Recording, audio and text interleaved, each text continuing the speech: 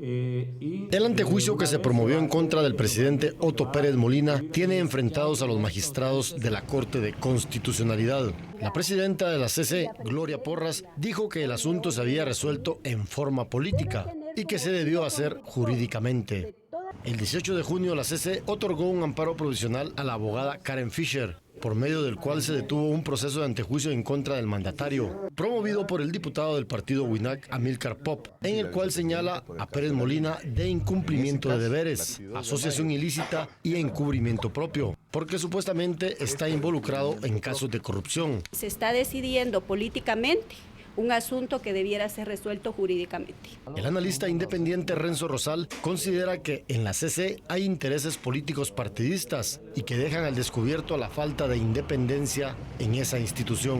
El otro punto que ella también manifiesta es que se trata de una decisión de orden político y no de orden jurídico. Eso lo que dice es muy grave, porque lo que está diciendo en el fondo es que la Corte de Constitucionalidad se ha ido demarcando cada vez más del espíritu con el cual se creó y que se consagró en la Constitución Política de la República, la Constitución vigente, y que por lo tanto al jugar más en el plano político es que se acomodan sus decisiones a las circunstancias, a los intereses que están ahí representados y también a los intereses que están en boga en la coyuntura que prevalece en el país. Rosal agrega que las malas decisiones en la CC ponen en riesgo la institucionalidad del país.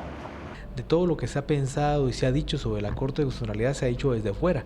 Esta es una primera ocasión en donde quien está a cargo del órgano lo dice desde dentro, desde su propia experiencia. Diversos sectores de la sociedad han criticado la decisión de la Corte de Constitucionalidad por considerar que se está protegiendo al gobernante Otto Pérez Molina. El abogado Adolfo Alarcón Duque opina que la presidenta de la CC tiene un suplente y que él conoce de los casos, aunque ella no se encuentre presente. Estos son mecanismos normales que se dan dentro de cualquier tribunal, porque es lógico que un magistrado no va a estar el 100% del tiempo al frente de la judicatura. Tienen que tener siempre la posibilidad de que un suplente pues conozca los casos que él materialmente no puede conocer. Me parece que esto es una cuestión normal. No entraría tal vez a calificar las razones que ella tuvo para manifestar lo que dijo. Ella tendrá sus razones, pero considero que los magistrados deben de circunscribirse a emitir sus resoluciones dentro del proceso. En 8 días, la Corte de Constitucionalidad conocerá el punto de vista de las partes involucradas en el proceso y de esa forma analizarán si se otorga un amparo definitivo que beneficiaría al presidente Otto Pérez Molina y la denuncia quede archivada. Marvin del Cid, Azteca Noticias. Bienvenidos a Los Observadores, hoy analizando este tema del amparo que se le da a la abogada Karen Fischer y que mantiene en suspenso el proceso de antejuicio en contra del presidente de la República. Tengo el placer de estar acompañado de Gabriel Orellana, abogado, y José Eduardo Valdizán, periodista y también profesional del derecho. Nos acompañan hoy para ver este tema un poco más a fondo y también las declaraciones de la presidenta de la Corte de Constitucionalidad en torno a que la decisión fue política y no jurídica. Señor Orellana, entonces la Corte de Constitucionalidad, como lo discutíamos la vez pasada con José Eduardo, se está convirtiendo en el as bajo la manga del gobierno en decisiones como esta. No se está convirtiendo. Ha sido, desde que se instauró el actual régimen constitucional de Guatemala, en 1986, un reducto donde política, donde en algunos casos, tal vez en la Corte Joven, los primeros 2 periodos de magistratura, fueron un poco más independientes, más idealistas, más sinceros, más puros y eventualmente un poco más rústicos en sus fallos, pero de alguna manera se veía ese interés en construir un Estado de Derecho. Por supuesto, como todo tribunal, han tenido sus aciertos, sus errores. Hay uno que a mí me parece muy grave, porque va a tener concomitancia posteriormente con la ley electoral y de partidos políticos, donde la Corte señaló que las leyes constitucionales no pueden ser atacadas ni en acción general de inconstitucionalidad, ni en caso concreto de inconstitucionalidad. De tal manera que estas leyes supuestamente son intocables como que fuera la Constitución de la República, cuando muy claramente nuestra Constitución dice claramente en uno de sus artículos que los tribunales en toda resolución deberán atenerse al principio de que la Constitución prevalece sobre cualquier ley. O sea que estas reformas y estas mesas de trabajo en torno a la ley electoral y de partidos y todo esto, están trabajando, digámoslo, en vano, en una ley, para cambiar una ley que está blindada por la Constitución. Pues en cierta forma sí, pero porque estamos viendo que el Tribunal Supremo Electoral va a presentar una iniciativa de ley para reformar por enésima vez la ley electoral y de partidos políticos. Pero lo que nosotros estamos viendo es que, a mi juicio, en este momento no debiera existir el antejuicio para los candidatos a cargos de elección popular. ¿Por qué? Porque la Constitución no los establece. Quien único los establece es la ley electoral y de partidos políticos, pero la misma Corte en otros casos ha señalado claramente que del derecho de antejuicio puede emanar única y exclusivamente de la Constitución de la República. Pero ¿qué ha pasado? Los partidos políticos son juez y parte y legislan en favor propio. Entonces jamás se van a atrever a tocar una ley que les da un escudo de impunidad, como lo estamos viendo al día de hoy, que tenemos diputados, para poner un ejemplo, donde prácticamente han sido pescados infraganti, palabras más, palabras menos, algún matiz, pero que son intocables por este malado principio del antejuicio de que ellos gozan. Volviendo al tema de la Corte de Constitucionalidad en torno al amparo que se le otorga al presidente Otto Pérez Molina, ¿es digamos, el barco de rescate que lo va a llevar al final de su periodo sin que se le logre retirar la inmunidad? Y así él dice: yo no estoy siendo investigado, pero ni modo, si todavía tiene inmunidad, ¿cómo va a estar siendo investigado? Bueno, hay que ser muy claros y hay que reconocer las situaciones en donde se está rebasando el derecho, el ámbito jurídico y pues obviamente el asunto es puramente político y se le está queriendo, digamos, disfrazar bajo un traje de juridicidad, digámoslo así, y este es uno de los casos típicos. Yo creo que cuando todo esto empezó, que digamos que secreto a voces es que el expediente llega de la embajada a la CICIG para que la CICIG casi que se luzca en algún momento y destape lo de la línea y empiecen todos estos destapes. Pues yo creo que en un principio fue como darle una advertencia al sistema y particularmente tanto al presidente y la vicepresidenta. Yo creo que la embajada nunca se esperó que esto se iba a ir mucho más allá, que culminara con la renuncia de la vicepresidenta y con una petición amplia y abandono, porque está en soledad el presidente de la República ya sin ningún poder, sin ninguna capacidad de mandar. Creo que eso no lo esperaban. Y ahora, exactamente, y ahora ese mismo grupo que sacó todo esto, está tratando de ver cómo lleva, aunque sea en andas, al presidente al final del mandato. Enarbolando eso de que se vería en peligro el orden constitucional. No sé dónde lo sacaron, porque no veo que haya ningún peligro para el orden constitucional, pero enarbolando eso, lo están llevando en andas. Y este antejuicio, esta suspensión del antejuicio por parte de la Corte de Constitucionalidad, pues abren a pruebas, toman todo el tiempo del mundo. Sí, o sea, lo que se están tomando es todo el tiempo del mundo para que no le caiga al Congreso el San Benito de que ellos están entreteniendo la cosa. Entonces, como ya lo dije una vez, el sabio dicho de los guatemaltecos, la nigua la están entreteniendo en la Corte de Constitucionalidad. Ese es el papel. Eso no tiene nada de jurídico. Eso es eminentemente político. Y el juego es político en este momento. Y casi que esos sectores o grupos interesados en esto lo que quieren es llevar en andas, a cuestas, al presidente hasta el último día de su mandato, enarbolando el supuesto orden constitucional, cuando no veo cuál es el peligro de que un presidente renuncie y asuma el vicepresidente y se nombre otro vicepresidente. No veo cuál es el Que ese era el escenario de muchos de los Claro, analistas. por supuesto. Vamos a ver las declaraciones de la abogada Karen Fischer. Ella presentó el amparo junto a otro abogado, bueno, no en conjunto. Existieron 2 amparos, uno fue revocado, incluso salió el presidente diciendo que él no conocía a este abogado y que tampoco tenía vínculos con la abogada Fischer. Esto es lo que dice ella, la razón por la cual ella solicitó el amparo. Respeto muchísimo nuestra Carta Magna, yo soy una abogada, una profesional del derecho y se está violando el debido proceso, pero abruptamente, no es una violación pequeña. Aquí no estamos diciendo si Pérez Molina es culpable o inocente, en ningún momento me han escuchado decir eso.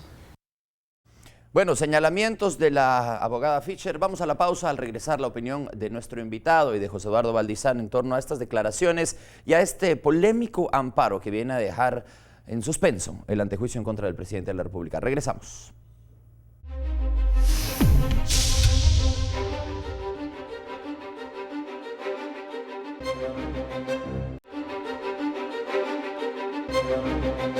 De vuelta en Los Observadores, Karen Fischer lo decía, una grave violación a la Constitución de la República, la solicitud de antejuicio en contra del presidente Otto Pérez Molina. Licenciado Gabriel Orellana, ¿existe esta violación o este es un proceso que se puede dar como se han dado todos los antejuicios que hemos visto en los últimos meses? Mire, yo sería un poco más profundo en la historia. Me remontaría a hace más de 130 años.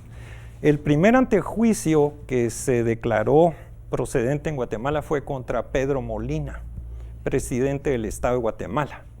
Pedro Molina tenía muchas virtudes, así como muchos defectos, pero era un hombre de coraje.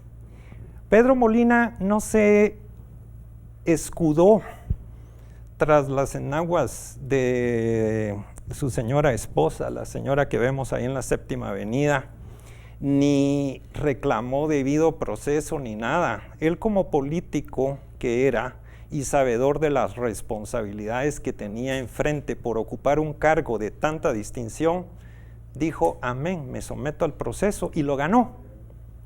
Que después ya no le quisieron dar el cargo por argucias procesales, como las que vemos exactamente repetidas en nuestra historia, solo que en aquel tiempo era la Asamblea y no la Corte de Constitucionalidad, pero le trataron de, ¿cómo era que decía José? De dormir la nigua. Así es, entretener la nigua, y de esa cuenta él ya no pudo recuperar la presidencia cuando tenía tiempo suficiente para volver a ejercer ese mando.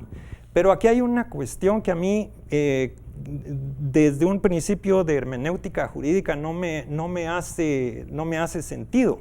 El debido proceso se le viola a una persona en particular, en este caso el señor Otto Pérez Molina, pero no puede alguien ejercer un derecho ajeno en un proceso. Ahora, que las consecuencias, como dice uno de los magistrados, pudieran ser que va a hacer tambalear el orden constitucional, por favor, eso no tiene nada que ver, porque también hay otro punto. Aquí, el hecho de que la Corte Suprema de Justicia haya cumplido con su deber de transmitir el expediente a donde corresponde, sin hacer ninguna indagación previa, es lo que se desprende del texto legal. Ahora bien, pongámoslo al revés, que la Corte Suprema de Justicia hubiera hecho una investigación exhaustiva, profundísima, antes de enviarlo al Congreso, y decide que no es posible admitirlo para su trámite, lo que está haciendo es alterando el orden constitucional, porque entonces le está menoscabando al Congreso de la República una función que por mandato constitucional le corresponde. Quien único tiene que juzgar si el proceso es espurio o no es la comisión pesquisidora. Ahora, que pueda tener matices políticos, porque obviamente estamos ante un organismo político, pues es cierto, pero también, como decían las viejitas del siglo pasado, el que no quiera recibir patadas, que no se meta a la caballeriza. Pero aquí, sencillamente, era un riesgo asumido por cualquier presidente o vicepresidente de la República que si va a ser enjuiciado, va a ser enjuiciado políticamente por un órgano político como es el Congreso de la República. La Corte Suprema de Justicia, para usar las palabras de otro magistrado de la Corte de Constitucionalidad, efectivamente dentro de este trámite para mí es un pasador. Utilizó el hecho de que dice la Corte Suprema no debe ser un simple pasador, y lo que estaba exigiendo entonces la Corte de Constitucionalidad o supuestamente es violar la Constitución, o sea que la Corte Suprema haga una investigación cuando para eso está la Comisión Pesquisidora del Congreso de la República. Entonces es ridículo, y ahí se ve nuevamente el hecho de que esto no es jurídico. José, es político. Me perdona la interrupción, sí, por favor, pero hay algo más que ratifica y solidifica lo que nosotros acabamos de decir. La ley de antejuicio, es más, aclara que cuando el tribunal remite el expediente al superior que deba conocer, dice que en la hoja de remisión no hará ninguna valoración ni comentario sobre los méritos del proceso. Como dice la licenciada Fischer, un proceso de antejuicio no va a prejuzgar sobre la calidad o sobre la fortaleza de la acusación. Eso le toca a la comisión que pesquisa ese hecho en el caso del presidente. José Eduardo, ¿cómo puede terminar esto en el clamor social? Si se sigue dilatando, digamos, el proceso, no se llega a nada, se dan algunas cortinas de humo, como les llaman, de otro tipo de cosas. Ayer estaba platicando con un periodista y con un poco de humor negro, me decía él, bueno, la fuerza de la naturaleza le podría salvar el gobierno a Otto Pérez Molina, si se viene una lluvia muy fuerte o algo así, porque un estado de calamidad o este tipo de cosas, pero ¿a dónde deben de apuntar los guatemaltecos como ciudadanos con el retraso de este proceso? Bueno, por lo pronto, sé yo que ya está empezando a circular una convocatoria a otra nueva marcha, creo que es para el día 6 de julio, o sea, van a seguir entonces, y parece que esa marcha la quieren hacer entre la Corte de Constitucionalidad y el Parque Central nuevamente. Entonces, pues vamos a tener esa situación. Obviamente, ¿qué está jugando el sistema en este sentido? Está jugando a que los ciudadanos se van a cansar, que los ciudadanos va a llegar un momento en que, bueno, después de 9 marchas que han habido, se van a cansar y ya va a parar la exigencia, entra, digamos, más en calor el proceso y entonces ya el proceso electoral me refiero, y entonces ya la situación natural va a llevar a Otto Pérez Molina a entregar el gobierno. Yo en el otro lado veo el problema que es esto en sí para el sistema. Yo creo que justamente el caso que cita del doctor Pedro Molina, el licenciado Orellana, creo que es ad hoc, porque creo que un funcionario, si no tiene especialmente que temer en nada, puede decir, investíguenme, realmente investíguenme, pero fuera de ese manto que lo protege. No estar obstaculizando, protegiéndose con todo este tipo de argucias para evitar la investigación, bajo la excusa de que se va a tambalear el orden constitucional, porque eso además no pasaría. Entonces, creo que hay mucho más mal de qué pensar cuando alguien se aferra de esa manera y se quiere ocultar bajo ese manto de esa manera, que si él viniera y tratara de realmente limpiar su nombre si es que realmente no hizo nada. ¿De que nada debe? Nada claro, debe. por supuesto. Ok.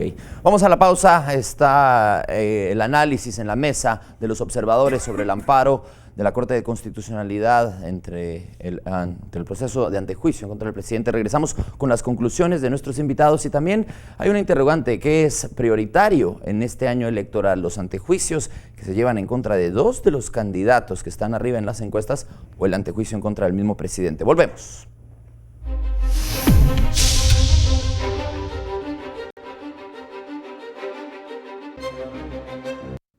El ex magistrado de la Corte de Constitucionalidad, Rodolfo Rosmoser, hizo fuertes críticas al enfrentamiento verbal que mantiene la presidenta de esa institución, Gloria Porras, con el resto de magistrados, a raíz del amparo que promovió la abogada Karen Fisher y que favoreció provisionalmente al presidente Otto Pérez Molina para que se detenga un proceso de antejuicio en su contra por varios delitos. Porras indicó que la resolución de la CC no fue jurídica, sino política. Mire, es lamentablemente corriente. Yo tuve muchos conflictos con los magistrados que me tocaron, porque son diferentes puntos de vista. Bueno, dicho sea con todo respeto, porque yo a la magistrada la aprecio mucho, e igualmente al resto de magistrados de la Corte. Al igual que otros juristas, Rosmoser dice que el fallo de la CC a favor de Pérez Molina no es jurídico. El público esperaría otro fallo. El público espera fallos eminentemente jurídicos, y este fallo ha sido calificado de político. Analistas políticos también han señalado la falta de independencia de la Corte de Constitucionalidad y que ello debilita el sistema democrático. Marvin del Cid, Azteca Noticias. Un ex magistrado que opina lo mismo, la decisión fue política y no fue jurídica. Llegamos a la etapa de conclusiones en los observadores. Licenciado Molina, ¿cuál es su conclusión? Orellana, disculpe, ¿cuál es su conclusión en torno al amparo de la CC y cómo debería de proceder entonces tanto la población, el ciudadano que tiene hambre de una democracia más transparente y bueno, los magistrados que están ya encontrados en la misma CC? Mire, yo diría que para mi criterio, algo más importante es la lección que nos deja todo este penoso incidente. Y este penoso incidente, a mi juicio, nos pone de manifiesto la urgente, yo diría urgentísima, necesidad de reformar la Constitución en lo que concierne a la Corte de Constitucionalidad.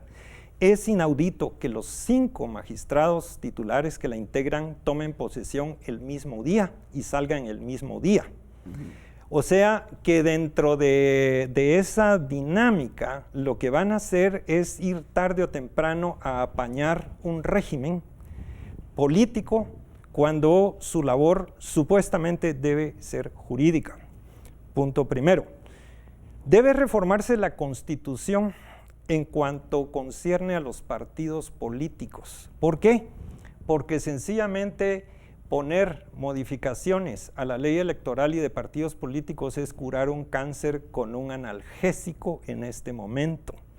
Y, por otra parte, debe revisarse drásticamente el derecho de antejuicio en la propia Constitución. Yo no me explico cómo un paisito de 13 millones de habitantes en este momento tiene más de 1.300 nuevas personas, o va a tenerlas, cuando estén inscritos los candidatos a elección popular que gocen de antejuicio. A eso se le va a sumar el número de magistrados, de diputados, de alcaldes actuales, etc. En Alemania, un país que tiene 10 veces más población que Guatemala, ¿sabe cuántos funcionarios tienen derecho al antejuicio? No pasan de 5. ¿Y dónde está? No, aquí hasta concejales. No, o sea, si aquí bando para que no tenga derecho de antejuicio. No, hombre, es inaudito. Pero, ¿acaso ha tambaleado el orden constitucional alemán? ¿Cuántos países tenemos en este momento donde ha renunciado el presidente de la República? Sin ir muy lejos, vayamos al país que hoy nos tiene de la nariz.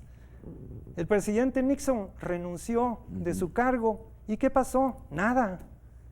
Sencillamente lo sustituyó quien debía sustituirlo y no hubo mayor traumatismo. En Guatemala no es primera vez ni será la última en que un presidente renuncia. Basta leer a Lorenzo Montúfar, el libro de las efemérides de Hernández de León, y Guatemala tiene un hermoso catálogo de presidentes que han renunciado.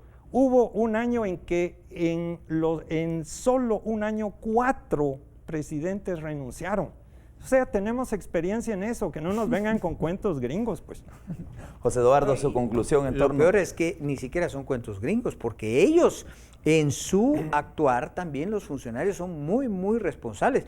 Usted mencionó el caso de Nixon, pero Reagan estuvo en un escándalo al borde porque un funcionario mucho menor que un secretario privado que él nombrase en una entidad como es el ICS, sí, Oliver North, lo metió en aquel escándalo y lo puso al borde de un juicio político, lo puso al borde de la renuncia.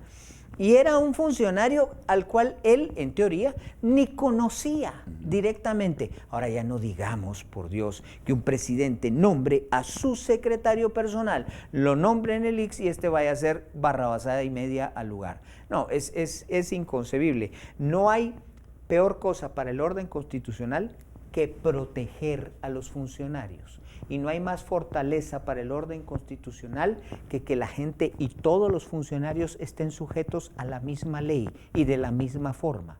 Entonces, lo que se está tratando de proteger no es el orden constitucional. No. Se está tratando de proteger el status quo de cierta casta. Eso es lo que se está tratando de proteger. No se está tratando de proteger el sistema. Con eso no se protege el sistema. El sistema se protege y se fortalece verdaderamente con que todos estemos bajo el imperio de la ley.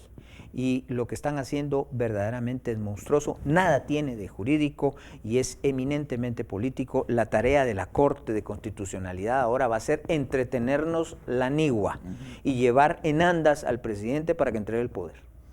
Esas son las conclusiones hoy en Observadores. Hay que recordar también que, bueno, la comisión pesquisidora que conocía el proceso de antejuicio del presidente en un timing, por decirlo así, bastante justo, es desmantelada también por otro proceso de antejuicio en contra del presidente de esa misma comisión pesquisidora. Bueno, la fachada es jurídica, pero dentro del edificio se mueven los engranajes de una política que no es transparente en este proceso de antejuicio en contra del presidente de la República. La conclusión, gracias a los invitados por participar hoy. Terminamos en Los Observadores, nos vemos la próxima semana. Gracias por estar en la barra de Opinión Guatemala Decide 2015 en Azteca Guate.